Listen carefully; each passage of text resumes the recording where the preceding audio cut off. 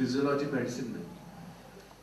थोड़ा ध्यान रखना चाहिए because this is very important. Stem cell क्या होते हैं, जब हम लोग जब इस धरती पे आए, कब आए, मैं आया या आप आए, मैं ह्यूमन रेस की बात नहीं करूं, मैं आपके इंडिविजुअल या मेरे इंडिविजुअल की बात करूं, तो हम धरती पे कब आए, जब mother cell and father cell fertilize mother cell. तो what will happen, I will be totally spread, मेरे पास अपना कोई टाइम ही नहीं रहेगा और मेरे को सारी विद्याएं आनी चाहिए, ठीक है। सो this is what unicellular organisms do, वो अपनी पूरा लाइफ साइकिल खुद अकेली वो सेल ही निभाते, जैसे एमीबा सुना होगा ना। सो ऐसा नहीं है कि ये किया नहीं जा सकता, नेचर में सब चीजें पॉसिबल नहीं है, वो करती है। बट द थिंग इज जैसे जैसे कॉम्प्लेक्सिटी ऑफ लाइफ बढ़ती है तो स्पेशलाइजेशन की बहुत जरूरत है। जैसे आप लोग अभी पढ़ रहे हो, सारे बच्चों ने 10th किया होता है, जितने डॉक्टर हैं उनको भी वही 10th करना है जो आपको 10th करना है। सो ये सब तो बेसिक चीज हो गई, धीरे धीरे स्पेशलाइजेशन होता है तो आप वही एक चैप्टर में पूरा स्पेशलाइजेशन बन जाता है आगे चल। तो specialisation is very important for a bigger and a complex society. Similarly specialisation बहुत जरूरी है मल्टी सेलुलर ऑर्गेनिजम्स। अब स्पेशलाइजेशन करने से पहले तो डिवाइड करती है सेल्स, जाइगोट डिवाइड करता है, बहुत सारी सेल्स होती है। तो बहुत सारी सेल्स अगर ऐसे ही चलती रहती तो क्या होता है, तो एक आदमी जो 1 साल का है बच्चा, वो तो इतना बड़ा एक फुटबॉल होता है, और जो 10 साल का बच्चा वो ज्यादा बड़ी फुटबॉल होता है। भाई ऐसी तो सेल डिवाइड कर रही है, तो गोल में तो डिवाइड कर रहे हैं। 100 साल का बुजुर्ग होता है तो बुजुर्ग का थोड़ा मेरे से ऊंची बॉल होता है, तो ऐसे ही बॉल्स बनती है ना, ऐसा नहीं है। We have very clear fingers. एक सर्टेन पॉइंट के बाद हमारा ग्रोथ रुक जाती है, हम एक साइज के सारे जो है एडल्टहुड जब ले लेते हैं 16-17 साल के बाद, कोई खास ग्रोथ नहीं होती है एक्सेप्ट बैली, ठीक है। वो एक ऐसी जगह है जहाँ पे ग्रोथ होती रहती है। तो ये ग्रोथ का होना एक पर्टिकुलर टाइम में और रुक जाए, ये क्या है, बहुत स्ट्रॉन्ग कंट्रोल्स है। जैसे जैसे मल्टी सेलुलरिटी आती जाती है, यानी कि हम मल्टीपल सेलुलर फंक्शंस करते हैं, हमारा स्पेशलाइजेशन होता है, डिफरेंशिएशन होता है सेल्स का, तो उस केस में क्या होता है कि हर एक सेल के अपने फंक्शन होते हैं और उस फंक्शन को कंट्रोल नेबर्स करते हैं। नेबरिंग सेल्स, यानी कि जो ऐसा तो है नहीं कि मेरे को बाहर से सारे सिग्नल मिल रहे हैं, ग्रो करना है, अगर आप मेरे को डब्बे में बंद करके करो मेरे इतना ही ग्रो होना है, तो इसका मतलब है कि एक्सटर्नल सिग्नल सिर्फ खाने पीने के लिए आ रहे हैं, but internal signals are always watching. So सारे कंट्रोल है, डिवाइड करने का भी कंट्रोल है और डिवीजन रोकने का भी कंट्रोल है। और मान लो कि जो डिवीजन रुका, पर कई बार क्या होता है, अगर तुम एम्ब्रियोलॉजी पढ़ोगे, हाथ जब बनता है तो ऐसे नहीं होता है कि वी हैव यहीं से ग्रो करना शुरू किया। एक्चुअली पूरा हाथ इस तरीके से बनता है, जैसे बतख नहीं होती, बतख के बीच में पैरों में झिल्ली होती है, तो हमारा हाथ भी ऐसे ही होता है, बट हाथ के बीच की जो सेल्स है ये ग्रेजुअली मर जाती है। तो there are 3 processes, growth and differentiation and death. So ये 3 मेन इंपॉर्टेंट फंक्शन है जो एक सेल के ऊपर हमेशा हावी रहते हैं। और जब कैंसर होता है तो यही तीनों मैकेनिज्म डिरेल हो जाते हैं। और ऐसा ही नहीं है कि डिरेल होते हैं, एक एक करके कई सारे मैकेनिज्म ब्रेक डाउन होते हैं, और वो मल्टीपल ब्रेक डाउन्स की वजह से कोई एक मैकेनिज्म अगर डाउन हो और कैंसर हो जाए तो मेरे ख्याल से तो everybody would have got cancer. ऐसा नहीं है, सबको कैंसर नहीं होता है, क्योंकि कभी भी एक इवेंट से कैंसर नहीं होता है। रेयरली होता है, but there are certain events, but the multiple events are required. So वो हम multiple events के बीच में बात करेंगे। So I think अब टाइम काफी हो रहा है, and I would like to actually show you some slides जिसको कि आप easily पढ़ सकते हैं, और मेरा जितना लेक्चर अभी तक हुआ था उसी को ही थोड़ा बहुत डिटेलिंग करके बताई गई है। So when we talk about what is cancer, so ये सारे क्वेश्चन हमारे दिमाग में आते हैं, how is cancer diagnosed, can cancer be prevented. But I realise कि अगर मैं बात ना करूं तो ये सारी टेक्निकल चीजें वैसे ही चली जाती हैं। तो अब मैंने तुम्हारा कुछ बैकग्राउंड बना दिया है जिसके बेसिस पे I will take you through. सारी स्लाइड्स पढ़ने की जरूरत भी नहीं है, जरूरी नहीं है कि आप सारी इंग्लिश पढ़ें, उसका जो मर्म है I will keep telling you. So cancer जो हम बात करते हैं, it is known medically as a malignant neoplasm and is large group of different diseases. तो कभी भी ये चीज मान के नहीं चलनी है कि जो कैंसर एक्स आदमी को है वो एग्जैक्टली वाई आदमी को भी होगा। तो हर एक के जो कैंसर है अलग अलग हो सकते हैं। सिर्फ और सिर्फ जो कॉमन चीज है उसमें क्या है कि वो जो सेल्स डिवाइड कर रही हैं वो अनकंट्रोल डिवाइड कर रही है, and that is why they are becoming tumorous, और जब वो सेल्स एक साइड से दूसरी साइड पे चली जाए तो वो ट्यूमर बन जाता है कैंसर। ठीक है, ये चीज ध्यान रखना है। एंड ये 1850 में, जब तक तो मैं आपको बता रहा था कि एंशिएंट लोगों ने ट्यूमर देखा, पर एक्चुअल कैंसर का जो डिस्क्रिप्शन आज अगर आप क्लिनिक में जाते हैं उसका बैकग्राउंड 1850 में है। ठीक है, तब क्या हुआ था 1850 में, एक पर्सन थे, मैंने नाम यहाँ हाईलाइट कर सकता है, Rudolf Virchow. So he is called father of cellular pathology. Cellular pathology में सेल्स के अंदर होने वाले जो विकार हैं उसको स्टडी किया उसने। अब वो सेल्स के होने वाले विकार, सेल तो बहुत छोटी होती है ना, तो कैसे उसने सेल को देखा होगा, यू नो, तो जानता है कि माइक्रोस्कोप किसने बनाया था? You can see smaller objects at a greater magnification. तो जब ये जो ल्यूवेनहॉक का जो टाइम था अराउंड 1830-40 उसके आसपास ही था, तो वहाँ पे यूरोप में एक ड्राइव चली, जैसे हमेशा होता है ना कि किसी ने यहाँ पे एक फैसिनेटिंग कार ली है तो उसके पीछे दूसरा बंदा भी कार लेता है। तो जितने रिच लोग हुआ करते थे वो क्या करते थे कि अपने घर में एक जैसे टेलीफोन लिया तो सबने टेलीफोन लेके अपने घर में रखा, चाहे काम का हो या ना हो। ऐसे वहाँ पे लोगों को एक क्रेज था that they should have a microscope. So among those there are very few people who used to use it for some creative purpose. So Rudolf Virchow was basically वहाँ के यूरोपियन मैन कह लेंगे या उस time का medical practitioner थे। तो what he used to get was lot of diseases, different type of diseases. तो वो क्या करते थे, जब उनका सर्जरी करके या पस वगैरह निकाल लिया या कहीं से टिश्यू काटा तो वो अपना लेके उसको पैकेट डिश में रख लेते थे and he used to see them. ये उनका एक रोज का एक इंटरेस्ट होता था। This was the interest. That's what I'm saying. बच्चे जितने भी हैं, ये मैटर नहीं करता है कि आपके पास क्या फैसिलिटी है, ये मैटर करता है कि आपके अंदर क्वेश्चनिंग पावर कितनी है। तो उनकी क्वेश्चनिंग पावर थी कि कैसे दिख रही है सेल्स, सेल्स बड़ी है, उनका एक स्पेशल टाइप का साइज है, शेप है। जब वो किसी मरीज से सेल लेते थे उसमें साइज शेप में डिफरेंस आते थे।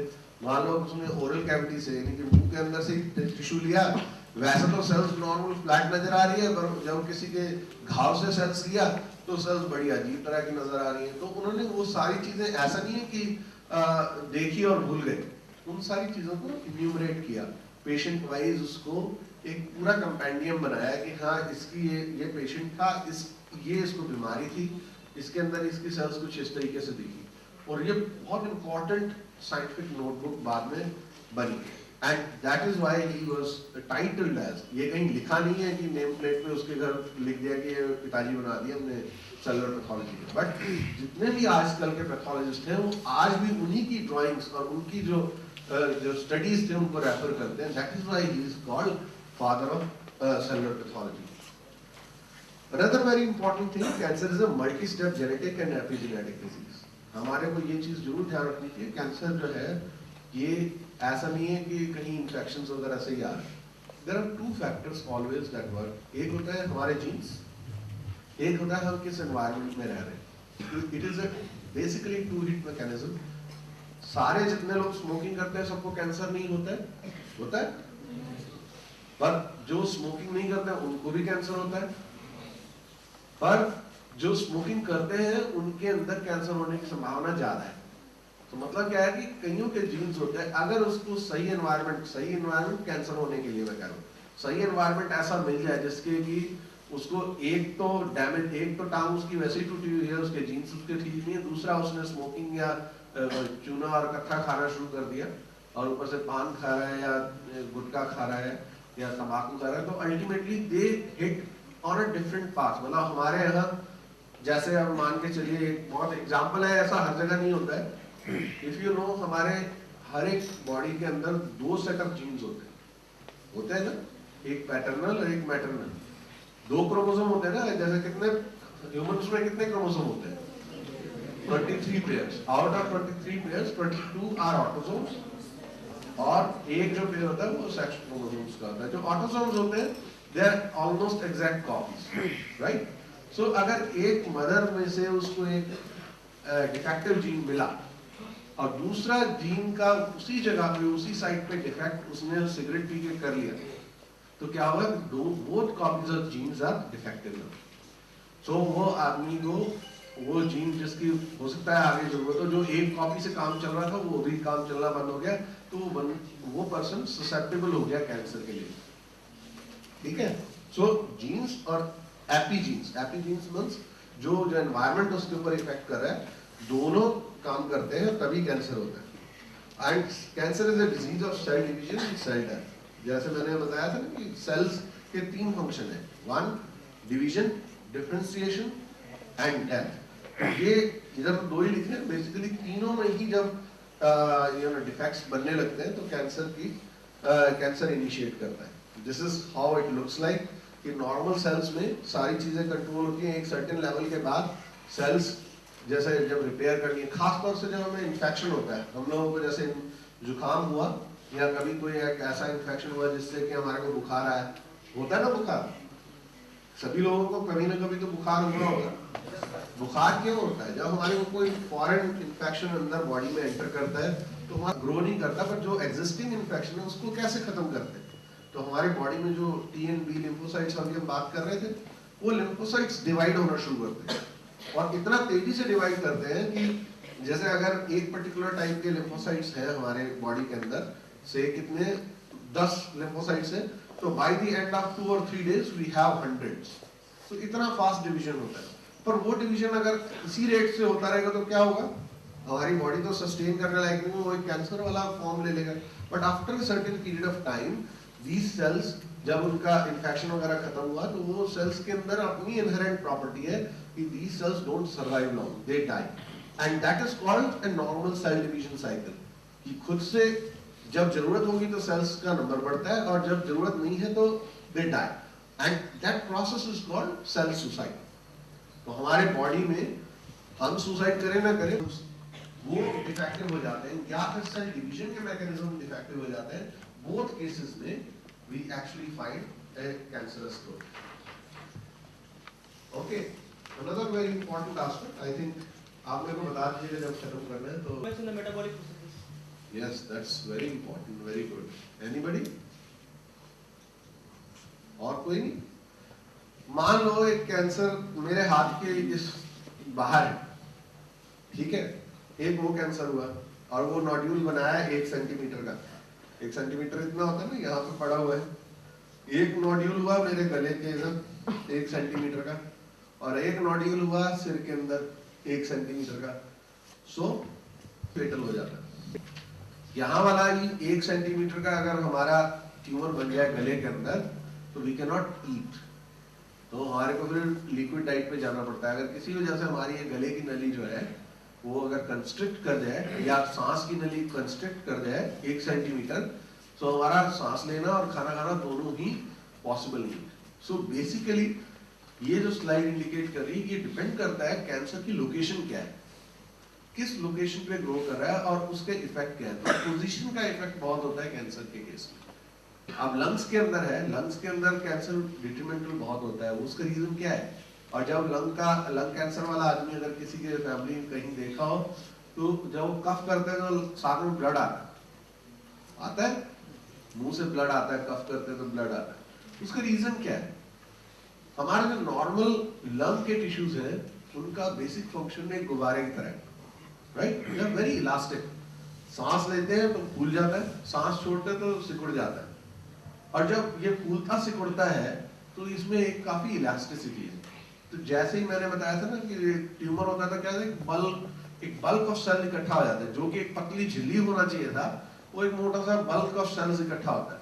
तो एवरी टाइम ए पर्सन एक्सहेल्स और इनहेल्स, जो जब सांस लेते हैं तो क्या होता है कि सांस आएगा और तो उसका लंग्स चौड़े हो जाएंगे, तो जो एरिया है उसके आसपास टिश्यू तो एक्सपैंड नहीं करता है because they are not normal, तो उसके जो आसपास का एरिया होता है उसमें एवरी इनहेल एंड एक्सहेल उसके अंदर डैमेज होती है, and that damage results in lungs में क्या है, चारों तरफ तो कैपिलरी है, इनहेल एंड एक्सहेल से जो कैपिलरीज डैमेज होते हैं उससे ब्लड लीकेज होती है, और वही जब खांसते हैं उसके बाद जैसे ही अगर लंग्स के अंदर कहीं भी पानी भरता है तो हमारा फर्स्ट रिस्पॉन्स होता है खांसना। so that anything of a fluid nature वो immediately बाहर है. Otherwise अगर हमारे lungs के ऊपर उसकी जितनी भी झिल्लियां हैं या जो membranes है उस पर अगर water आ जाएगा तो gaseous exchange नहीं होगा. So the first thing is जब mucus आता है तब हमारे को खांसी आती है, जैसे बलगम आती है, ये खांसी करने का तरीका है जिससे कि वो हमारी membranes clear रहे. Okay, so in that particular process वो blood भी हमारे को जब हम खांसते तो बाहर आता है. So this is how position of a cancer is very important when we determine its survival or its fatality. दूसरा एक बहुत important चीज कैंसर के अंदर इतनी वीकनेस आती है, जितने कैंसर पेशेंट्स होते हैं उनका एक कॉमन जो एलिमेंट है या प्रॉब्लम है जो कहते हैं कि we are feeling fatigue. Okay, उनको थकावट हमेशा रहती है. वो इसीलिए होती है बिकॉज थकावट जो हमें फील होती है it is all because of lactic acid and inappropriate metabolism of glucose. So जब ऐसा शरीर में एक साइकिल शुरू हो जाता है कि पहले तो खा ही कम पाते हैं, ऊपर से जो खाना होता है वो वेस्ट होता है, तो that means this is a fatal disease. Body के एनर्जेटिक्स एकदम कम हो जाते हैं. So this is an example of normal growth. जैसे ये स्किन के ऊपर स्किन एक बहुत अच्छा एग्जांपल है नॉर्मल ग्रोथ का, जिसमें सेल्स जो है नीचे डिवाइड कर रही होती है और जैसे जैसे नीचे से डिवाइड करके ऊपर जाती है वो स्पेशलाइज्ड डिफरेंशिएशन होता है. और जैसे जैसे ऊपर जाती है इनके अंदर एक और प्रोसेस भी नजर आता है, डेथ, सेल डेथ. तो हमारी जो टॉप 3-4 लेयर्स होती है स्किन की, they are dead cells and they protect us from external environment. तो ये इस पर्टिकुलर मॉडल में I will show you how cancer looks like. जैसे यहाँ पे सेल्स में अगर कुछ कैंसर टाइप ग्रोथ शुरू हुई, so what will happen is, जैसे हम देख रहे हैं ऑर्गेनाइज्ड स्ट्रक्चर होता है स्किन में, ये ऑर्गेनाइज्ड स्ट्रक्चर पहले तो खत्म हो जाता है और ये फर्स्ट इंडिकेशन होता है जैसे कुछ स्वेलिंग शुरू हुई है, यहाँ पे एक स्वेलिंग से शुरू होगी. एंड नॉट ओनली दैट, अगर ये आगे चल के ये सेल्स नीचे वाला जो मेम्ब्रेन है ना नीचे की तरफ गए और जैसे ये ब्लड में जाता है, ये अगेन स्किन का मैं एग्जांपल दे रहा हूँ, आई एम नॉट सेइंग सब में इस तरीके से होता है, लंग्स में उसमें अल्टीमेटली एम ये है कि सेल्स अगर ये ब्लड में चली जाती है तो उसको ब्लड में जाने को इन्वेजन कहते हैं. और जब ये सेल ब्लड से किसी दूसरी साइड पे पहुंच जाती है, जैसे युवराज के केस में था वो लंग्स में पहुंच गई थी, उसको कहते हैं मेटास्टेसिस. सो ये दो बहुत इंपॉर्टेंट टर्म्स हैं, people should always remember it. And then there are differences between a benign and a malignant tumour. आप लोगों में से कई लोगों को आधी इस स्टेज में भी कई लोगों को तिल और मस्से होंगे. आधे कुछ उनका फिजियोलॉजिकल फंक्शन है, तिल हो जाता है ना किसी को ब्लैक कलर का, या मस्सा हो जाता है मोटा सा एक अंगूर जैसा बन के आता है. क्या is that having any physiological function? No. But ये तो एक ट्यूमरस ग्रोथ ही है ना, और रहती है काफी साल तक जब तक उसको काट के निकाला ना जाए. वो इसमें और ट्यूमर जब हम कैंसर बात करें उसमें क्या फर्क है? इसमें फर्क एक ही है, there also cancer is also a tumour and those warts and warts are also tumors. But in tumors में एक बाहर एक कैप्सूल होता है, जैसे किलेबंदी benign tumors. benign tumors से कभी भी डेथ नहीं होती है until unless वो ट्रांसफॉर्म करके malignant हो जाए. सारे तिल मस्से कभी भी कन्वर्ट नहीं होते कैंसर में, पर अगर कभी होते हैं तो उसका हमेशा ध्यान रखना चाहिए.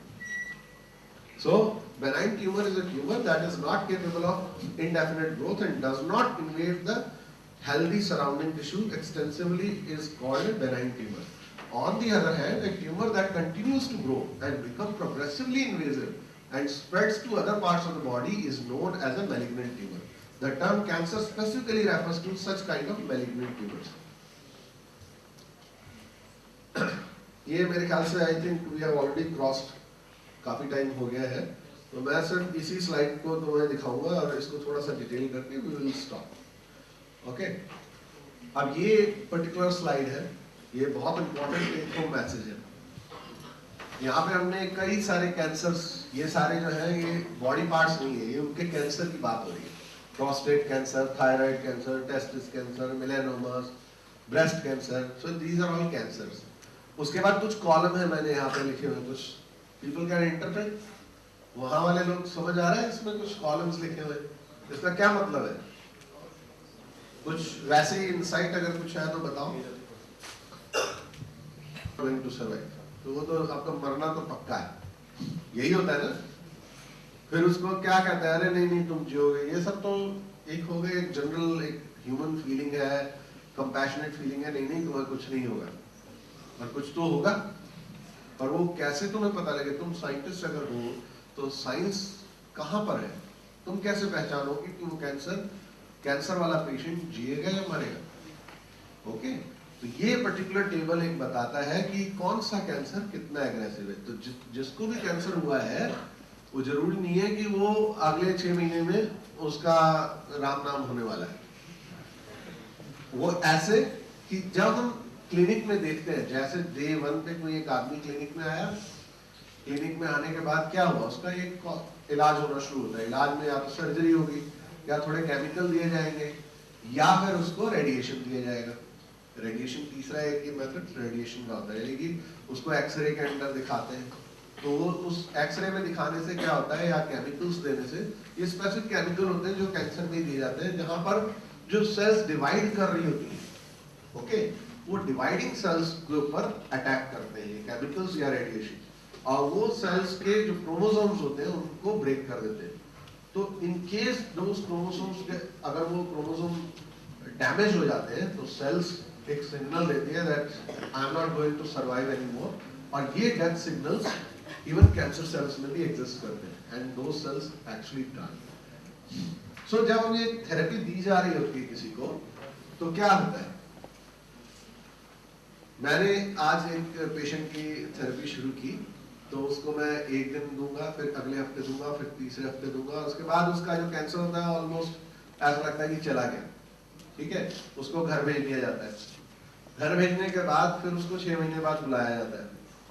6 महीने बाद उसकी हालत देखी जाती है, अगर उसको कुछ नहीं हो रहा है कोई बात नहीं, उसको फिर 1 साल के बाद बुलाया जाता है।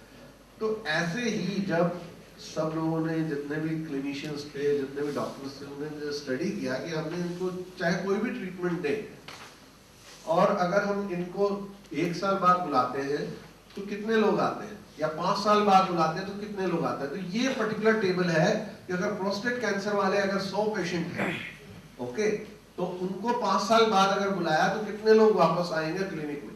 99 लोग जो है वो वापस आएंगे। So is it a fatal cancer? It is not a fatal cancer. 10 साल बाद 95 लोग आउट ऑफ 100 वापस क्लिनिक में आएंगे अपना जांच कराने के लिए।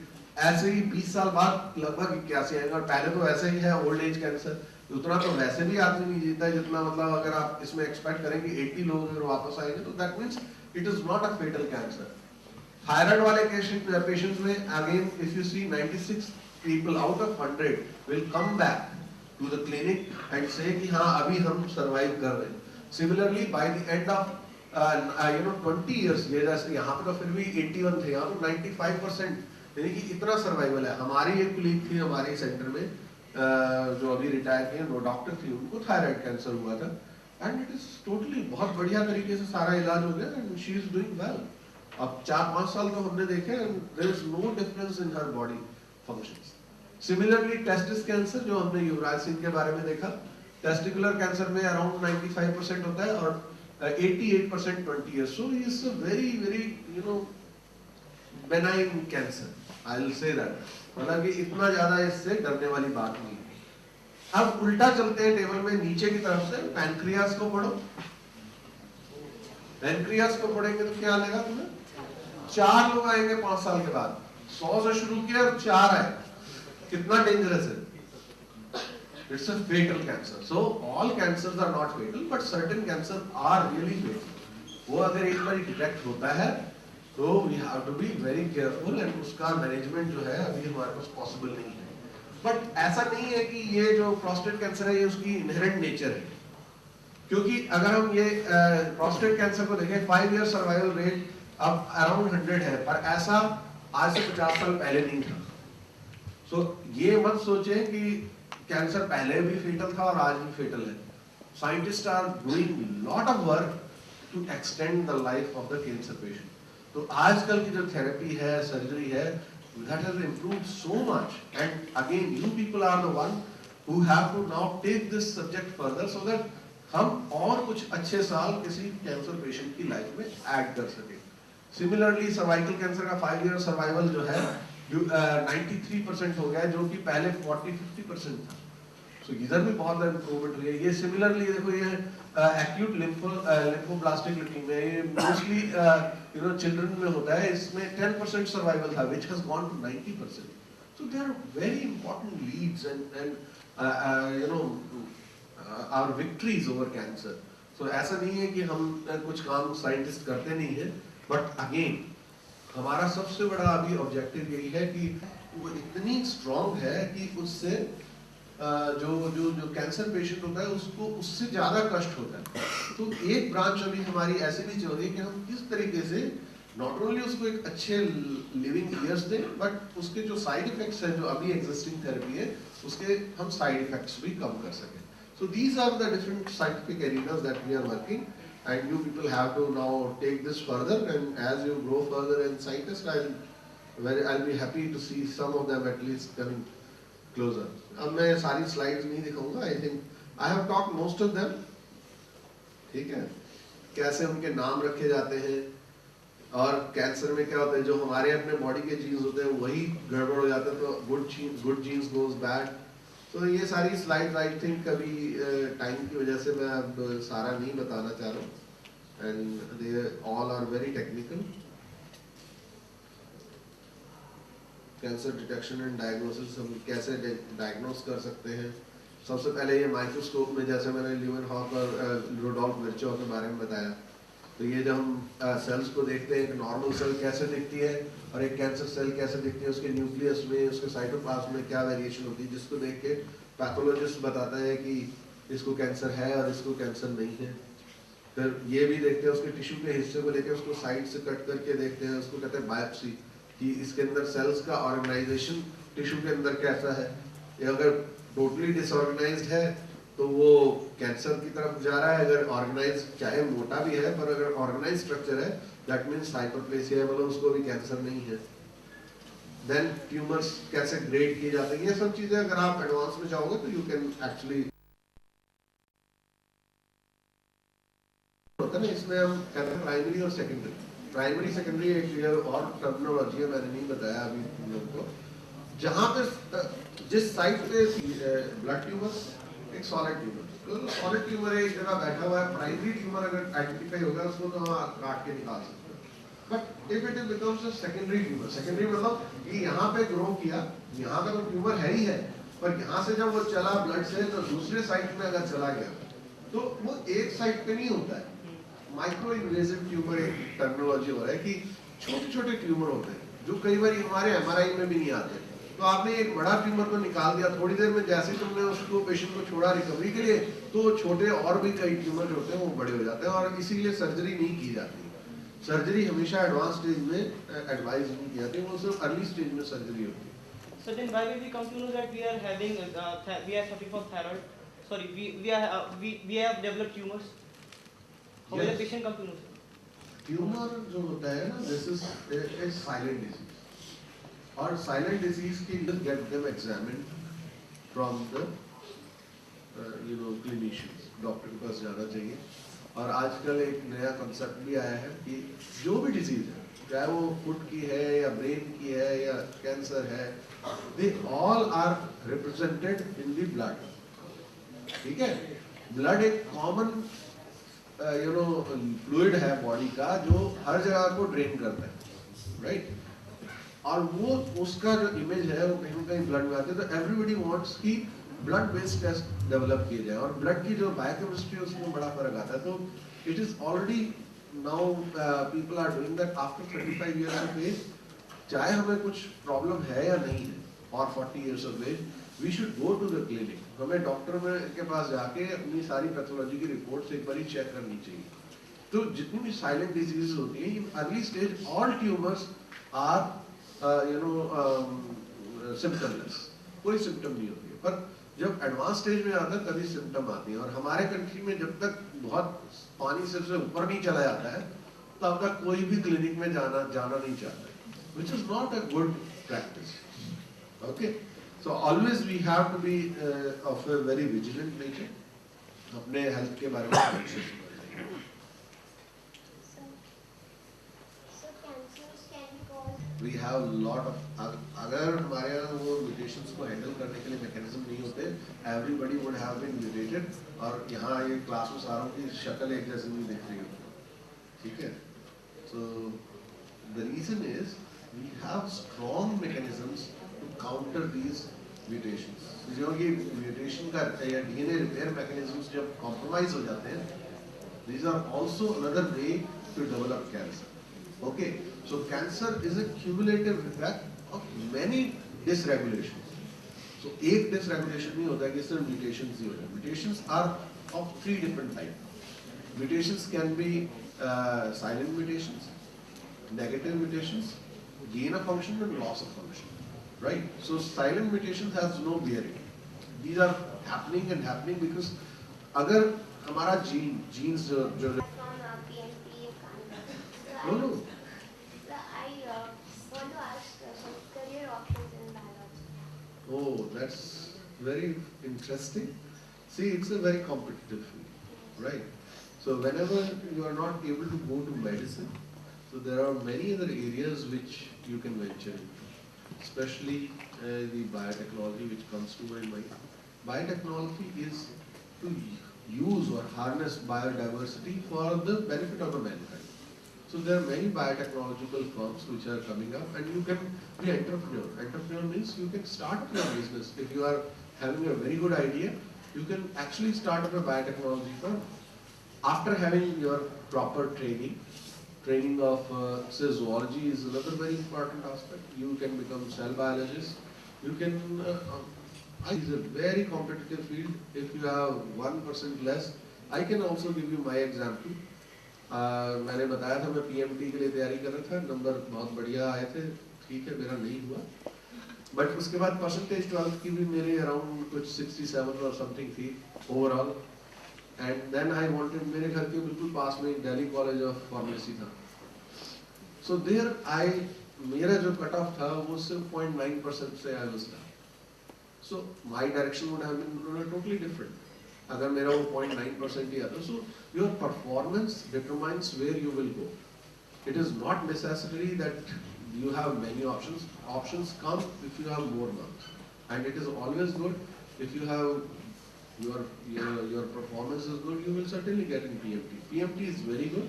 I am not saying that person becoming a doctor is a useless guy. Doctor can also perform research. Doctor can also perform teaching. So you should understand that they are not only serving the society, they are also serving by way of doing lot of academics. So it's all the best, and again there are many options. It all depends how well you perform. Sir, Very well established technology called transgenics in knockoffs. So we have done this thing in mouse. Doing the same thing in humans is not ethical. So people have not talked about targeting a specific gene because there are 30,000 different genes apart from that one gene which are present. So we have to be highly specific when we target a particular gene. We have already achieved that much. At least we can do targeting in mouse. So mouse we have both knockouts. Knockouts means we actually knock out a particular gene and see its effect, as well as knocking. We can actually introduce a gene which is not there. We can form a transgenic also, means a totally different form of gene can be expressed in that mouse embryo very easily. cancerous cell में metabolism. See, in blood metabolism is mainly controlled by two different hormones, insulin and glucagon. So once body has a higher demand of glucose, glucose कैसे transport होता है, हर एक cell में glucose transporter होता है, तो अगर बाहर ग्लूकोज कम हो जाता है और सारा ग्लूकोज अंदर चला जाता है सेल्स के अंदर, तो बाहर ग्लूकोज कम हो जाता है, तो immediately once the glucose is less, so insulin is glucagon is produced. तो हमारा एक जो पैंक्रियाटिक कैंसर में नीचे होता है, pancreas is the key gland जो उसको सेंस करती है, और इसी वजह से there are lot of glucagon. तो मोस्ट ऑफ द टाइम इनसे ज़्यादा हुआ तो ब्लड से और ग्लूकोज एब्जॉर्ब हो जाएगा.